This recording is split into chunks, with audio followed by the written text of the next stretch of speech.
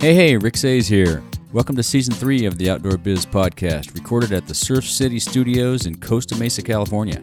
I have another great season of interviews with retailers, brand managers, athletes, executives, and others in the outdoor biz to share their stories, tips, advice, productivity tricks and hacks, and ideas you can use to take your career business to the next level. Today's podcast is brought to you by WordPress. I've used WordPress to build a number of websites, including Stillwater's Consulting and the Outdoor Biz Podcast. There are a number of themes and plugins available both free and for purchase, enabling you to easily create the custom look and feel you want. If you're starting an online business, publishing a blog, and looking to take your online presence to the next level, visit theoutdoorbizpodcast.com/WordPress and get going today. With simple installation tools and thousands of themes to choose from, you'll be up and running in no time. Go to theoutdoorbizpodcast.com/WordPress and get your site launched today. Great conversation today with writer and photographer Louis Arevalo. You've seen him running around OR shooting for OIA and his work in Backpacker, Alpinist, Nat Geo Adventure, and more. Louis tells us how he became a photographer and some great stories about learning the biz of outdoor photography and writing. Enjoy. Hey, Louis, welcome to the show.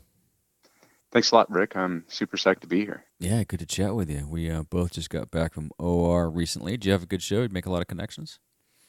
Yeah, it's always good. The fact that it's moved from Salt Lake over to Denver kind of seems like a little bit more work, but when you're there and you're walking through and seeing everybody, it's definitely a great time. And it's close for you, right? Don't you live out there? No, I live in Salt Lake. So that's right. Yeah, I have to drive out, but yeah, it's worth it. I have friends that live out there, so I get to stay with them, and then just seeing everybody doing the face-to-face stuff is definitely worth it. Makes it worthwhile. Yeah. That's a new place. It seems like there's a lot of new energy because of the move to Denver, which is good. The show needed a little shot in the arm, I think. Yeah. It's a good thing. Yeah, we're sad to see it go from Salt Lake, but yeah, Denver's a beautiful city, and I think they're doing a great job. So you live in Salt Lake. What's been the locals' reaction to the move and all the politics? My take on it hasn't really been in the news too much lately, but I think a lot of the local businesses, the restaurants and the hotels are definitely feeling it. Yeah. And now that we're kind of a year out, I think they're really going to be feeling it. I don't know if anybody's working on any follow-up stories or anything like that, but there's, you and I have had lunch in Salt Lake a few times, and those places just go off. Yeah. Those 2 weeks. Oh, it makes their year, some of them. Yeah. Yeah. So, I've got to imagine it's hurting a lot of local businesses. But I don't know off of, firsthand experience, but my guess is that they are hurting. Yeah. I would imagine too that they would want to keep it out of the news and downplay it like it's no big deal, right? But I'm sure it impacts the economy in a big way. Yeah. Yeah. Be interesting. So how'd you get into the outdoors? What was your first experience outside? Oh, my first Other than playing in the dirt as a little kid, or maybe that was it. Yeah, that's true. I think, like my first outdoor recreation experience, I think would come through Scouts, like first with Cub Scouts and then Boy Scouts. Mm-hmm. But I think like the more lasting impression happened, when I was in elementary school. I think I was around 11 years old, and a few things kind of happened that during that year that really left an impression. The first thing that happened is I went alpine skiing or downhill skiing for the first time. Wow, nice. Young. That was good.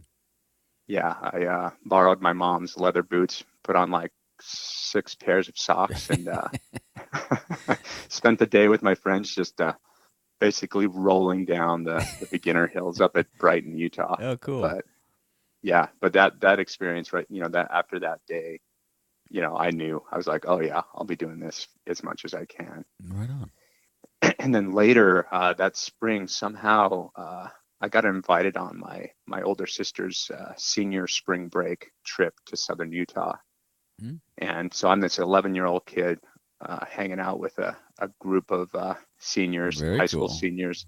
Yeah, hopped into a vintage VW bus and just went down to southern Utah. We stopped off in Goblin Valley over to Dead Horse Point, Canyonlands, Arches, just camping in the dirt, having a really good time. So that was the first kind of not officially organized, not camp, not a scout camp or anything like that. Right. It was just like going off and doing your own thing. And where we'd camp at night, we didn't know. It didn't really matter. Dirtbagging it. Yeah. And so that left a huge impression. And also on that trip, there was one guy that was a climber and he had, his rack and stuff. And everywhere we went, he'd just pull it out. So when we were in Goblin Valley, he was wrapping off the hoodoos into the canyons. And, I just saw that thing and I was like, what in the world is that? Like, Right. I definitely have to figure that out. And toward the end of the trip, he kind of like convinced everybody we had to swim through Indian Creek. And this is in the late 80s, so Indian Creek really hadn't blown up too much. But he had heard of this Mecca place. And even though nobody else climbed, we didn't do any crack climbing or like that. But he did set up a little top rope on a slab near Newspaper Rock. Oh, and cool. he brought an extra spare harness, just a little seatbelt harness. So I got a chance to top rope, just wearing my sneakers and Right. this little thing, and totally sketching on the way, getting lowered off. I was terrified. And it's funny, since then, and as I continued to climb, I kept envisioning that first climb, and I thought for sure it was like, futuristic, steep, overhanging. But in my early 20s, when I finally went back to Indian Creek, as a real climber, I remember going to it and like just being embarrassed because the thing is like, it's not. You can walk up it. You don't even have to use your hands or anything like that. But That's very cool. So so at 11 years old, those things I didn't know at the time, but I was just it did kind of blow my mind and kind of leave a lasting impression. Yeah, I'll bet. Yeah. And did you have a traditional outdoor job? Did you work in outdoor retail or any of that? No. No. Okay. Yeah. No, that's good. Yeah. So, in the early 90s, it's not that I didn't want to, or I did apply. I remember Black Diamond moved to Salt Lake City. Right. Mm-hmm. And I applied several times to be a sewer, just work in the warehouse or whatnot, but just always continued to get rejected. And at the same time, I also would apply to REI, but nobody ever wanted me. So I'm kind of a outdoor industry reject. Well, you figured out a different way in, that's all. Yeah. And how did you get interested in photography? Was that a young age also? Did you have a camera with you back then at 11 years old? Yeah, actually, Oh, wow. I did. Yeah, so like photography for me began pretty young, although I was never, well, we'll talk about that later. Yeah, so I just was fascinated by photography. I knew nothing about it, but I did, my first camera was a really simple 110 film cartridge holder, those cartridge films that has the reel-to-reel. Yeah. I just saved up a bunch of UPC labels from, I think, a cornflake box and sent in. And so I had, it's kind of like a little spy camera. It's really small, but it Do you was still really have it? a simple. No. Oh, bummer. I think it broke. Oh, yeah. When, they were so cheap. It was a really simple thing, but that became my thing. I would just take it wherever I went because it was so small. And anytime I had enough money for a roll or a cartridge of film, I would just get that. And then into junior high and whatnot, disposable cameras became a thing. So that was really cool to step it up from the really small film of the 110 to 35 millimeter. And, I wasn't shooting like all the time, but if we were going to go backpacking or do, if I was going to go travel somewhere or just a weekend getaway, I would definitely, find the $5 or $4 for the camera and take it along. And these were primarily just, just point and shoot stuff. Right. Just grabbing shots from your vacation and trips and stuff. Yeah, exactly. And did you, on your own, look at photography just to see how yours compared at that point, or you're just snapping snapshots and away having fun? A little bit. Yeah. I didn't really understand, because, of course I'd see these magazines, but I was like, what I was shooting definitely didn't compare. But it wasn't until after high school when I started, going to the university, I was dating a gal who had access to a SLR, and she had also taken some classes of black and white photography class, and she let me borrow this Nikon, and I started shooting and learning a little bit about it. That's kind of when I hit the university. It's kind of when I started learning more about photography. Right. And when did you went up through there? Sorry, go ahead. And it kind of went from there. So at the university, I actually bumbled around for quite a bit on my major, but then I started focusing in on journalism. And it's funny, I never really, photography had always been, and now it's, it was just kind of a hobby, something I did on the side, and I was really fascinated with it. But I was kind of focused on writing and storytelling. Still, I mean, really am still focused on storytelling. But this photography thing was kind of like not really on the radar as a career. Like this is, it never really occurred to me that it could be a career. I mean, people would tell me like, yeah, it's one of the hardest things to really be successful at. So I kind of, which stay away from that. Yeah, well, it's very true. I mean, I don't know if it is. No, that's true. Yeah, it's super difficult. Yeah. Even though that I'm doing it now, it's like definitely not easy. Yeah. So at the time, I would just take in school, I would take all my required classes like for the journalism degree. But it seems like I could always find like a fun photography class. So I was taking like black and white 1, black and white 2, then like a transparency, then like a wildlife, Right. So it would be like all this work, and then I would have one fun class to take.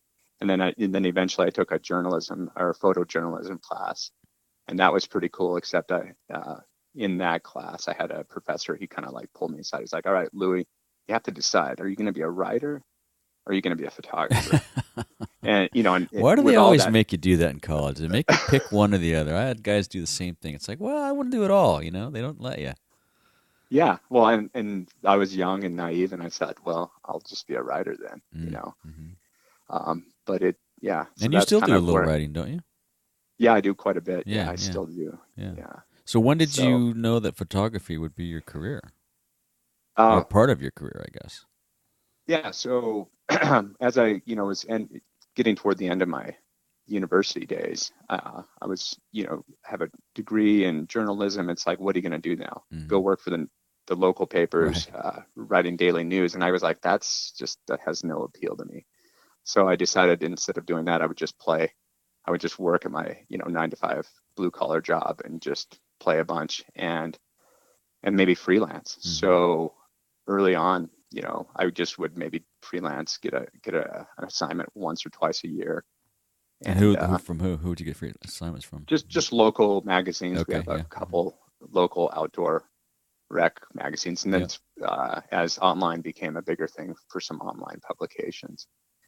And of course, I'm going out on assignment following these stories, and I would just take pictures more for my research. But I was still, when I was first started doing this, I was still shooting film because I completely, I don't know why, I just let the whole digital thing go. It didn't even occur to me to a lot of keep us up did with early on. It was, it's not going to go anywhere.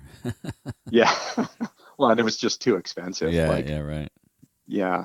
I just didn't have the, the resources to buy a digital camera.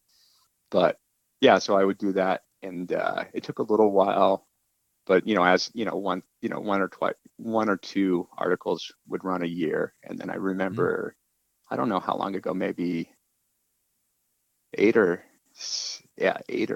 7 years ago, 7 or 8 years ago, a magazine, a bigger national magazine, picked up one of my stories, and they asked for photos, and by now I'd kind of transferred over to digital. And I sent them, and then they told me how much they would be paying for each of these. And the light went off my head. I was like, whoa. Yeah. Oh, hey. Like finally. Yeah. Well, it kind of made sense. Like before, I was just like, there's no way I can be a full-time writer. Right. Like I just don't see how I would be able to quit the day job. But when you need to create a lot of volume, a lot of content to write full-time, right? Yeah. And I'm not like I don't write very fast. Yeah, so you're not that prolific. No. So when that went on, it kind of made me go, oh, there's something to this photography stuff. Yeah. And at that same year, I had an opportunity to shoot some skiing for an outdoor company, and it wasn't very much, but it was like the two things kind of happening together. It was like, like maybe, if I just ignore the professor from school, I can actually do both, write and take photography, and maybe make a career out of it. Very cool. And so, what was one of your most epic assignments now that you've been in the biz for a bit? Maybe it didn't start out epic, but you went out there and, we all got these stories where we go on these trips and storms roll in or whatever. It's like, it turns out to be an epic when we get back. And it was an epic while we were there, and you think, oh my God, am I going to make it out of this? But you get back and there's great stories and great photos. And I'm trying to think. Yeah, there are definitely Probably been a some. few. I've done some winter, kind of journeys into like the Tetons. A buddy of mine, we'd go up there and do these not weird, but like ski traverses, and we'd just be out there. Where no man's gone Just before. yeah, maybe. It's funny. Like a lot of people are, now as online becomes more prevalent and more people are branching into the backcountry. People are kind of like, hey, I heard you were back here, 15 years ago or Right. 10 years ago. And it's Right. like, yeah, but I wasn't too worried about first or second or whatever. So it's not like we made a record of it, but Yeah. it is kind of interesting to think about. It's like, oh yeah, we were the first people, but it wasn't like superhuman efforts, but Right. other than Right. just the cold, dealing with the cold and figuring out how the camera works in the cold. Right. Right. Yeah. And Grinding like it batteries out. and stuff. Yeah. Yeah. I mean, I have photos from some of those winter things that it's just, there's so many spots and so many just like whatever. But at the same time, it's amazing that I even came back with anything. Yeah. Right. But I think, it's interesting. Like the more I shoot, like the adventures, it's really cool to shoot skiing and climbing and these extreme sports. But like, the more I do it, like it's the other stuff, like the human epics that I'm becoming more and more, that I love more. Yeah. Like I think, for me, so both my parents passed away prematurely from cancer within two years of each other. Oh, wow. I was 20 when my father passed away, and then 21 when my mom passed away. And I was married briefly right after that time, and went through a divorce. But my ex-wife actually had colon cancer. Oh man. And she passed away this last February. But wow. After going through that, we kind of reconnected, and she was an avid runner, and she kind of reached out to her running community and found it.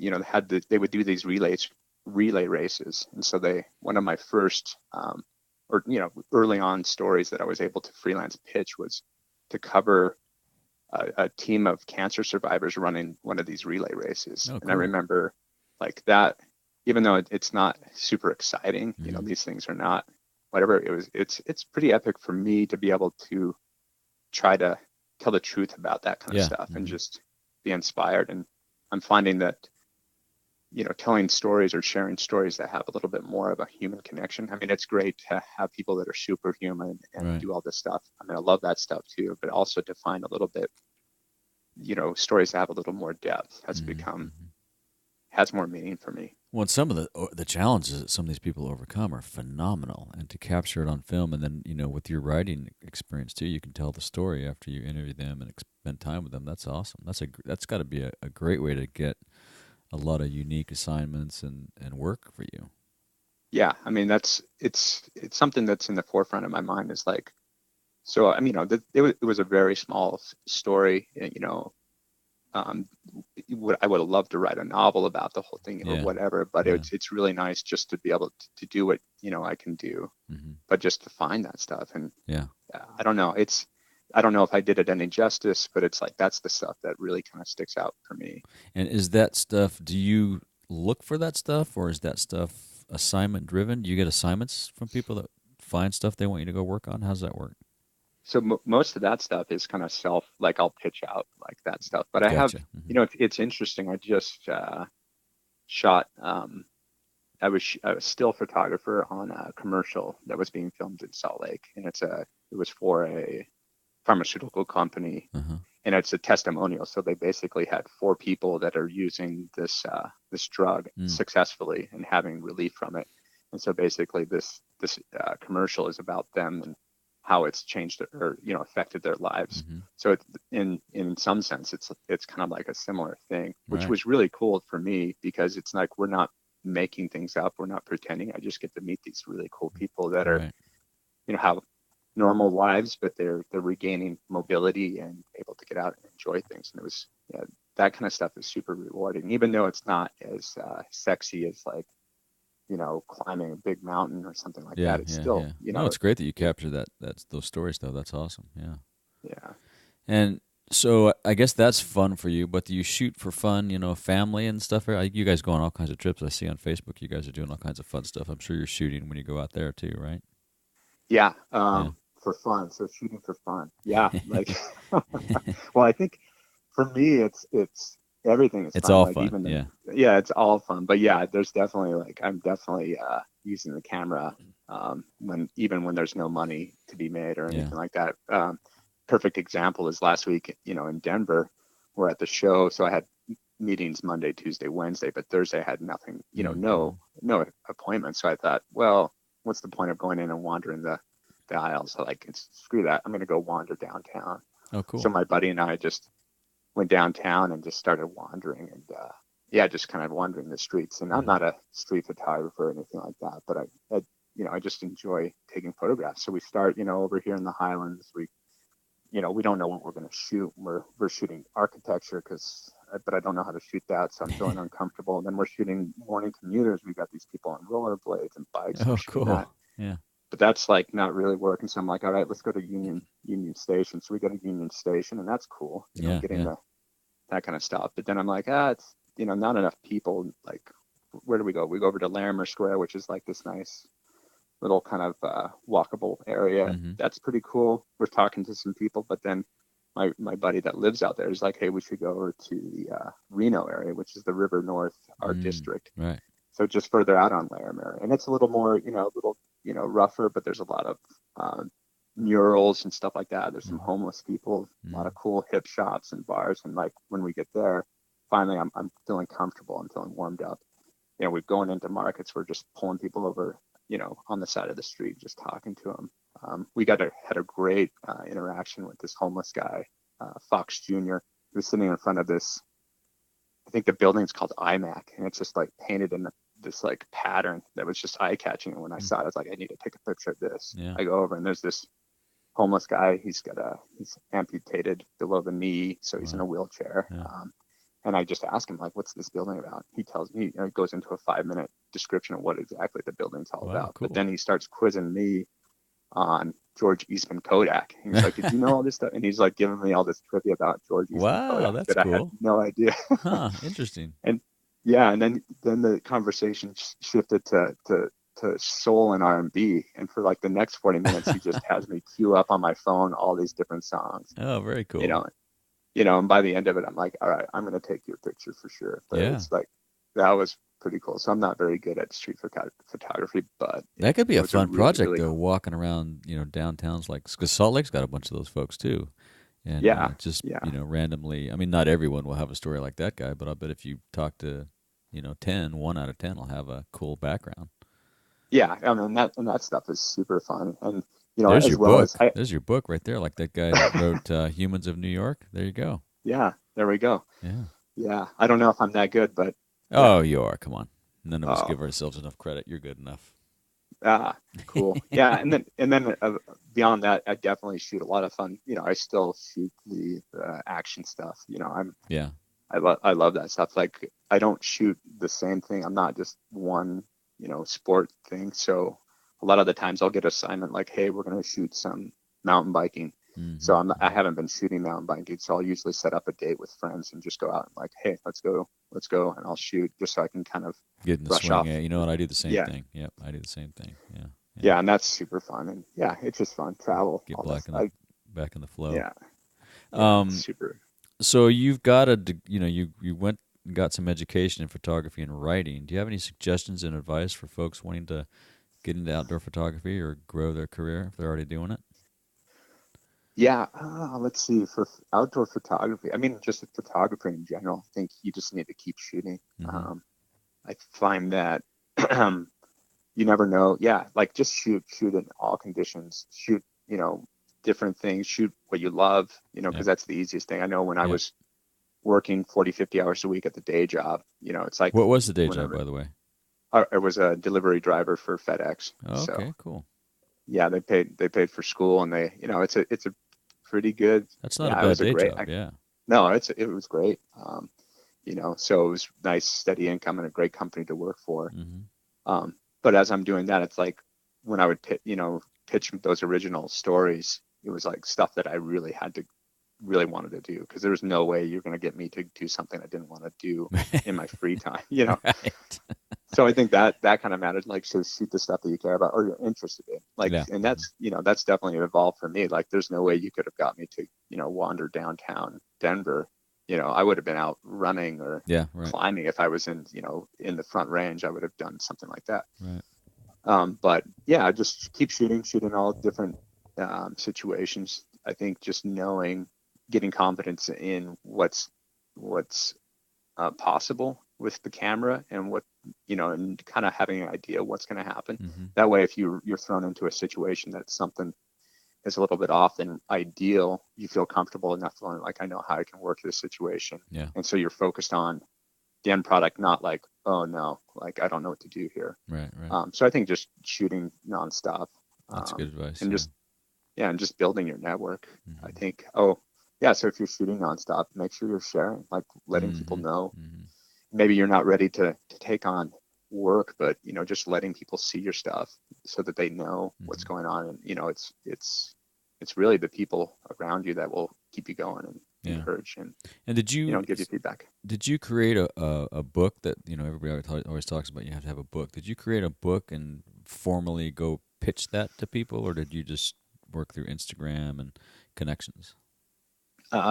No. Well, so initially, I would basically just cold email or cold call magazines. Mm-hmm. And then, a lot of magazines you can, that was just for stories. And then for photos, there's a lot of places that just ask for submissions. So I would do that kind of thing. But when I, around that time when I had that first paying gig, and then, somebody paid me for photos in a story, I started going, like, maybe I should get a little more serious, go to Outdoor Retailer and start schlepping my stuff around. Right. And actually, I showed up with CD-ROMs. They did my stuff. What? How can I see this? Yeah, it's so funny. It's so embarrassing. Like, hey, in a way, you don't know. I know. You did it. I mean, you made an effort. Yeah. So I just started networking, just cold calling at booths, stuff like that. And then but now that kind of morphed into, I stopped doing the CD-ROMs pretty quick. It's just like, these guys are just. Did you move on to thumb drives? Yeah.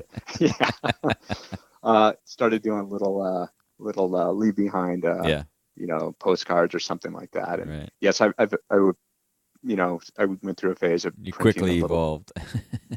Printing a book. I do have a book, but most of the time it's just like something on my iPad, like a PDF that we can go through and thumb through. But yeah, that's cool. I kind of have a mix of things. I still do the printed leave behinds, postcards, and sometimes I'll do once a year I'll do like a nice book that I'll send out or pass out, stuff like that. Cool. And I'm sure you participate in all the various outdoor activities, right? Mountain biking, skiing. You get outside a lot. I try to. Yeah. Good. And go ahead. Sorry. No. Yeah. You still run? Yeah. I do. I run quite a bit. Yeah. So. Yeah. Good. Doing all the fun things. And do you have any daily routines you use to keep your sanity? Like meditate? Obviously, you get in a lot of exercise. You walk the dog or kick the dog. Well, since I am the dog, you make yourself available for kickings when needed. Meditation is a big part of my routine. It kind of ebbs and flows. I'm not like, I'll go through months where I meditate every day, and then I'll go through months of not. Do you use an app? I've used a little bit of I use Headspace. Yeah. But I had the routine before, and I found that I really liked I really think Headspace is an awesome thing, but I just do the unguided thing because it's nice to, that way I don't have to have a time or anything. And Andy has such a nice voice, he brings me in. So I haven't done too much of their packages, but it seems like a pretty cool. Yeah, it's a good one. I use that one. Yeah. Yeah, it's fantastic. And then daily I try to do some sort of activity. I think climbing and running are kind of the foundations of what I do, and that's also can be kind of a meditation. And then during the winter, I try to ski 2 or 3 times a week, and then mainly backcountry. I'm mainly a backcountry skier, but I'm not opposed to riding lifts. I just love skiing, so I'm not one of these purists. I learned to ski there, and I just love. It's just so fun. Like I can't. I wish I could be like a purist and be like, hey, damaging the environment by this, but I'm not. I just love to ski, so I don't have a problem skiing inbound out of. You gotta have fun, exactly. And then mountain bike when I can. I was a avid mountain biker in my college days, raced competitively, so I kind of spent a lot of time on a bike. Mm-hmm. Then I got burned out. Took a lot of time away, but with the changes that are happening in bikes, it's kind of like what happened with skis. It's just made it so much fun that I've kind of in the last 5 years kind of come back to mountain biking and really enjoying it. Very fun. And you guys got some good biking out there. It's not too bad. Yeah. Do you have any favorite books, or do you give books as gifts very often? Let's see, books. Yeah, I don't really gift too many books. Yeah. I've tried, but it always I'm not very good at lining it up with the person. But I do read. Yeah, I've How the hell did you give me this book? Do I need? Do I need this? Yeah, so that I just don't do it. I do suggest books, but I try not to. There's some. I do read some of my favorite authors. Like I really enjoy Kurt Vonnegut, Cormac McCarthy, kind of the classic like Hemingway. But really, my number one favorite author is Edward Abbey. Oh yeah. Yeah, and he actually is kind of my inspiration for pursuing storytelling and whatnot. Oh, cool. Uh-huh. Yeah, and I'd back in high school, I'd heard about like some of his more known things like Monkey Wrench Gang and Desert Solitaire, but I never read it. But I think either I was a freshman or sophomore in school, and somebody handed me this dog-eared paperback called The Fool's Progress. Mm-hmm. And I dove into that, and it just like everything clicked. So it's his last novel, and it's semi-autobiographical. He was dying from, I think, pancreatic cancer, but it's basically just a retrospect on his life, and it's kind of a sweeping epic, and it's really beautiful. Like, I don't know if you've read a lot of Abbey, but read a lot, but I haven't read that one. I got to get that one. I highly recommend it. It's if you can get through the first 150 pages, you'll get hooked. Cool. I mean, because he's a bit rough around the edges, like his writing style. Yeah, he always is. Stuff. Yeah, he always is. Yeah. But it's the gems. Like, you'll be like, okay, like, I don't get it. Then there's like this little sliver of complete truth in it. And that's what hooked me. And it also kind of like, it's beautiful, meaningful, but it also made me realize it's like, I don't have to write perfectly. Yeah. I just, I don't have to tell this, story perfectly, but if I can get some sort of truth, that's definitely doable. Mm-hmm. That's good. And speaking of that's kind of what I love about working in the outdoor industry, like, especially in the visual realm. It's like we have this, like, for some reason, we're all passionate about whatever outdoor recreation that we're involved with. And we want to see the truth, especially in the advertising. Like we have like this radar that goes off if something's posed or that person is not a kayaker. It's like, we know right away. You can tell by the way he holds his mouth, that guy's not a kayaker or a fisherman or whatever. Yeah, it's like, look at her nails. She is not a rock climber. Yeah. Whatever it is. And I love it because it kind of holds us to a different level. Yeah. And not that we all do it. I mean, now people are going to be jumping on my site and going like, well, look at this. This is totally fake and this is totally posed. But I like we're attempting to make it look authentic. Yeah. And it's really cool because we are all, and the reason why I react is because I am a user. I am, and we're all passionate about it. And I think that's what's really cool about, that aspect. Yeah, that's such a perspective. I like that because I think you're right. A lot of us, gravitate towards that, but it's one of those things that we don't it's just natural, right? We almost don't know we're doing it. Yeah, exactly. Yeah, that's very cool. Yeah. So speaking of outdoor stuff, do you have a favorite piece of outdoor gear under $100? Yes. So I've listened to, I'm a long time listener, first time caller to the Outdoor Biz podcast. So I will repeat what everybody else has said, but then I'll add something. So headlamps for sure. Good, headlamps are like, I have like 5 and they're all over the place. And I can't recommend headlamps enough. But for me, like, my number one thing that I don't really leave the house without is my little Windstopper Houdini jacket from Patagonia. Good one. Yeah. I think it's right around that price level. But Yeah, you got to have some kind of a lightweight jacket with you, because especially where you live, you never know if you're in the mountains. Something's gonna pop up. Yeah, rains or just you never know. As we wrap up here, is there anything else you want to say to our listeners or ask of our listeners? Let me see. Well, first of all, thanks for taking the time to talk to me. I'm not exactly sure if it'll be what your listeners need, but everybody's got a great story. That's what I love about it. Yeah. Well, they're going to be like, oh yeah, that Outdoor Biz podcast. I had a good run until Louis. No, I doubt it. I doubt it. It'll continue. Let's see. So thanks a lot, and I appreciate you putting this together. I definitely enjoy the conversations you put together. It's really nice, and look into the industry, and you've got a nice diverse crowd to pull from. It's been great. Yeah, it's been fun. Yeah, thanks. Appreciate that. I guess the ask. I think in the outdoor realm, in the outdoor industry, we're all like I was just talking about before. We're really passionate about our core activities, and it at times can be a little. To me, it feels like, and I'm also talking about myself. It's like I can get really selfish and just focused on just what I want. I think the one thing I would ask is just maybe like consider giving back a little bit. It's something that I've been focused on. Like I'm definitely don't consider myself like set. I don't feel like I've made it yet or anything like that. Right. But I do have. Can't give back huge chunks of money, but every little bit helps. Yeah, exactly. Right? It doesn't have to be money. It could be time.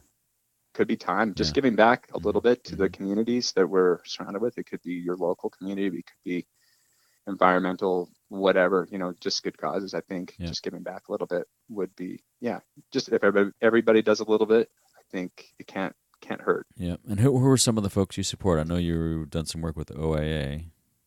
Yeah. So let's see. Some nonprofits. I've donated lots of images here and there. I've worked with like Access Fund, the Utah Avalanche Center. I'm very active with our local Climbers Alliance, the Salt Lake Climbers Alliance here in the Wasatch. I've had the opportunity to work with OIA, and they're up to some really cool things. If your listeners don't know, they do some really good work, and that they're doing stuff that's really exciting. And then more recently, I've had the chance to work with a local nonprofit, the Elevated Mountain Guides, and they basically help underserved communities gain access to the outdoors, and that's through education, wilderness medicine training. Also, they have after-school programs for kids. Oh, cool. It's really cool, and that's been super rewarding to me. Awesome. Well, we'll link to all those in the show notes. That's great. Yeah, the OIA has been great. Access Fund. That's awesome. Yeah, thanks. And how can people get a hold of you if they want to reach out and ask you questions or give you some feedback? Yeah, you can email me, Instagram, whatever. Okay. Let's see. So email would be Louis Louis at scenicbylines.com. You can find me through my website, which is louisarevallo.com, which is LouisArevalo photography. Cool. Or Instagram, which is just Louis Arevalo. Yeah, those ways are great. We'll put links to all that in the show notes too. That way people can just click. Well, thanks, Louis. It's been great. Appreciate the time. Yeah, thanks for having me on. Yeah, it was good to catch up. We always seem to pass each other in the halls at OR and don't get a bunch of time to chat. So other than the times we get to go to lunch, we need to do that again in Denver. We'll put that back on the calendar next show. We definitely need to do it. Yeah, and drag what's his name from the Pacific Northwest out with us. Matera. Yeah, Matera. But we don't mention his name on this. He's been on. He was one of the early ones. He was on one of the first, I think. Oh, that's right. He was like first or second or something like that. Yeah, way early. Yeah, it was good. Yeah. Well, cool. I appreciate it. We'll follow up next week and have a great day. All right. Thanks a lot. Thank you. Bye. Bye. I hope you got some nuggets out of that conversation with Louis Arevalo. You can catch up with Louis at louisarevallophotography.com. That's LouisArevalo photography. Or hit him up on email at louis@scenicbylines.com. You find links to everything we discussed in the show notes at theoutdoorbizpodcast.com/episode 123. Be sure to hit your favorite podcast app and subscribe today. Thanks for listening. Today's podcast is brought to you by InMotion Hosting. I've used InMotion Hosting to host my websites for years. Rick Say's Photos blog, Stillwater's Consulting, and the Outdoor Biz podcast are all hosted with InMotion Hosting. If your New Year's resolution is to publish a blog, produce a podcast, or simply secure a domain name, go to theoutdoorbizpodcast.com/InMotion and sign up with them today. They make it simple and quick to get a new site up and running with easy installation tools. That's theoutdoorbizpodcast.com/InMotion. Get going today. If you want more of the Outdoor Biz podcast, you can subscribe on iTunes, Stitcher, Spotify, or your favorite podcast app. Be sure to go to theoutdoorbizpodcast.com where you'll find all the links to the episodes, show notes, and much, much more. And be sure to make time to get outside and take someone with you.